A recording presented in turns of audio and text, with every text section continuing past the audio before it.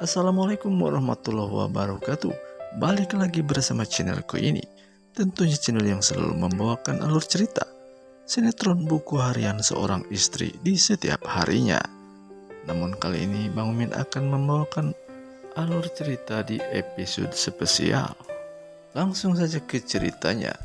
Diawali dengan adegan ketika Lula sangat bersedih ketika melihat Pasha yang seperti itu.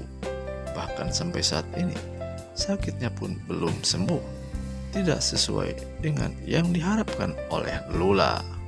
Tentunya itu semua gara-gara memaksanya Pasha mau bertanding di pertandingan adu gulat pada waktu itu. Sementara itu di sisi lain ketika itu pula hadir Pak Arif bersama Priska. Dan pada saat itu nampaknya mereka berdua ingin mengetahui tentang kesehatan Pasha di rumah sakit itu. Sehingga Pak Arif mengatakan kepada Priska, "Betul kan dengan yang saya bilang, kalau Pasha saat ini dalam keadaan buta atau tidak melihat?" Nampaknya Priska sangat senang sekali atas kejadian yang menimpa Pasha tersebut. Rupanya kehadiran Pak Arif bersama Priska pada saat itu secara diam-diam. Namun walaupun diam-diam, nampaknya Dewa telah mengetahui kehadiran mereka berdua. Dan ketika itu pula nampaknya Dewa langsung mengejar keberadaan Priska itu. Sedangkan Pak Arif berlari menuju keluar. Namun Priska tidak sempat untuk keluar, sehingga kucing-kucingan bersama Dewa. Setelah Priska mengetahui kalau Dewa mau mengejar dirinya, sehingga pada saat itu juga Priska pun berlari. Namun Dewa sudah mengetahui keadaan Priska, sehingga Dewa pun mengejar terhadap Priska. Dan Priska pun berusaha untuk menghilangkan jejak. Sehingga pada saat itu nampaknya Priska mencari kamar yang kosong di rumah sakit itu, tidak lain untuk mengamankan diri. Sementara itu Lula bersama Nana dan ditenangkan oleh Nana. Di sisi lain Priska nampak kebingungan karena ia tidak mendapatkan kamar yang kosong untuk mengamankan diri. Dan setelah berlari berputar-putar akhirnya ia pun menemukan pintu kamar yang sedikit terbuka. Akhirnya Priska pun masuk ke dalam kamar tersebut. Dan akhirnya ia pun mengumpat di kamar itu. Sementara itu Dewa masih tetap mencari tentang keberadaan Priska saat itu. Saat itu Dewa pun tidak bisa menemukan Priska karena Priska telah masuk ke sebuah kamar. Namun rupanya pada saat itu Priska pun sangat terkaget sekali ketika yang dimasukinya adalah kamar jenazah atau kamar mayat. Dan nampaknya sebelumnya tidak tahu kalau itu adalah kamar jenazah.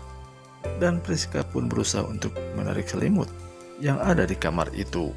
Dan ternyata selimut itu pun selimut mayat. Sehingga Priska pun semakin ketakutan melihat keadaan itu.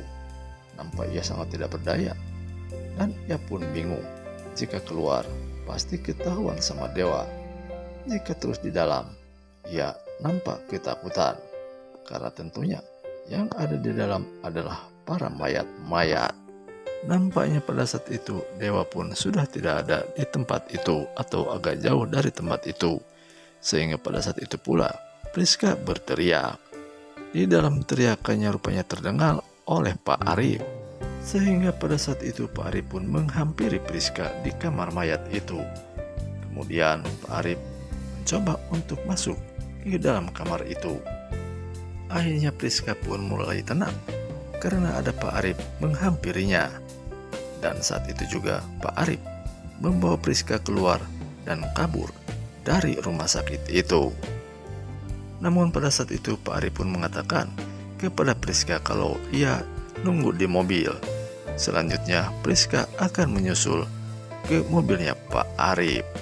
Entah mau dibawa kemana Priska oleh Pak Arif jika dalam keadaan seperti itu. Sementara itu di adegan lain nampak Lula menangisi keadaan Pasha yang demikian. Meskipun di sampingnya ada Nana, yaitu kakaknya yang selalu memberi kekuatan terhadap Lula. Namun, walaupun bagaimana, Pasa adalah suaminya. Tentunya sangat bersedih sekali jika keadaan Pasa yang seperti itu.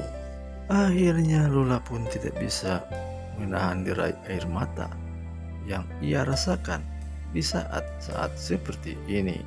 Namun meskipun demikian, Lula tetap berdoa kepada Yang Maha Kuasa agar Pasa diberikan kekuatan dan kesembuhan lagi tentunya. Dan akhirnya cerita pun sampai di sini. Terima kasih telah menyaksikan video kami. Jangan lupa like, komen, serta subscribe-nya. Dukung terus sinetron Buku Harian Seorang Istri di setiap harinya tentunya di layar kesayangan Anda SCTV 1 untuk semua. Mohon maaf jika Bang Mimin salah-salah kata. Selamat berjumpa kembali di cerita Buku Harian Seorang Istri selanjutnya. Bang Mimin undur pamit. Assalamualaikum warahmatullahi wabarakatuh.